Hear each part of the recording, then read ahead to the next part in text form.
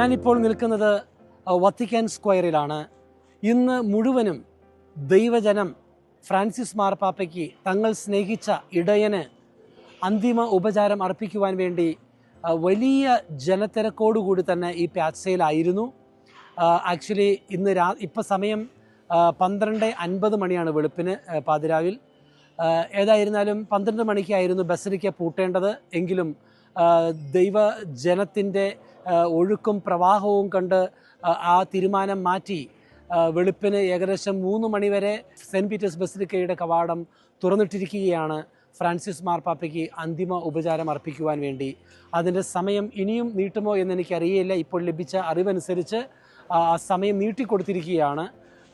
അതുകൊണ്ട് തന്നെ പ്യാസയുടെ ഈ ചുറ്റുപാടും ജനങ്ങളില്ല എങ്കിലും അതിൻ്റെ അകത്ത് ഇരുവശങ്ങളിലുമായി വലിയ ജനം തന്നെ ഇപ്പോഴും ലൈനപ്പ് ചെയ്ത് പ്രാർത്ഥനാപൂർവം ബസലിക്കയിലേക്ക് പ്രവേശിച്ചു കൊണ്ടിരിക്കുകയാണ്.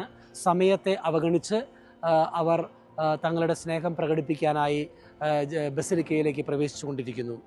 ഏതായിരുന്നാലും ഇന്നേ ദിവസം പ്രഭാതം മുതൽ വൈകുന്നേരം ഈ സമയം വെളുപ്പിന് 1 മണി വരെ എനിക്ക് കാണുവാൻ സാധിച്ചത് വലിയ ജനത്തിരക്ക് തന്നെയായിരുന്നു. പ്രത്യേകിച്ച് സാൻ പിയത്രോ ട്രെയിൻ സ്റ്റേഷനിലേക്ക് പോകുന്ന വഴിയും അതോടൊപ്പം തന്നെ വത്തിക്കാൻ ബസലിക്കയുടെ നേരെയുള്ള വിയ കോൺസിലാറ്റ്സിയുടെ ആ റോഡും മെട്രോ സ്റ്റേഷനിലേക്ക് പോകുന്ന റോഡുമെല്ലാം തടിച്ച് വലിയ ജനപ്രവാഹം തന്നെയായിരുന്നു ഇവിടെ ഉണ്ടായിരുന്നത്.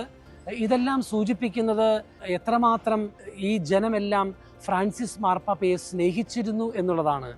അതായത് ഫ്രാൻസിസ് മാർപ്പാപ്പ ദൈവജനത്തിന് കൊടുത്ത സ്നേഹവും കരുതലും അത് തിരികെ ലഭിക്കുന്നത് പോലെ നമുക്ക് മനസ്സിലാക്കുവാനായിട്ട് സാധിക്കും.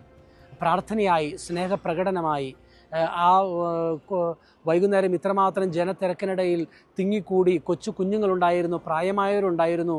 പക്ഷെ അവരെല്ലാം വളരെ ക്ഷമയോടെ പ്രാർത്ഥനാപൂർവം ആ ചടങ്ങുകളിൽ പങ്കെടുത്ത് പ്രാർത്ഥിക്കുവാനായിട്ട് പോവുകയാണ്.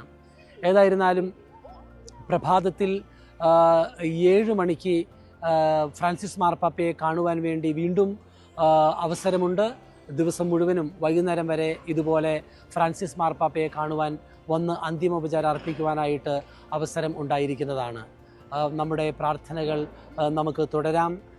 ഫ്രാൻസിസ് മാർപ്പാപ്പയുടെ മൃതസംസ്കാര ചടങ്ങുകൾ ഏപ്രിൽ 26-ാം തീയതി ശനിയാഴ്ച രാവിലെ 10 മണിക്കാണെന്ന് അറിയാമല്ലോ.